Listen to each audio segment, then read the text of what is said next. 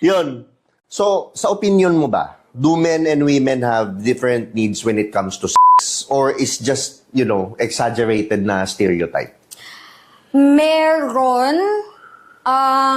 Meron, definitely. Pero, it doesn't mean na one sex needs more attention than the other.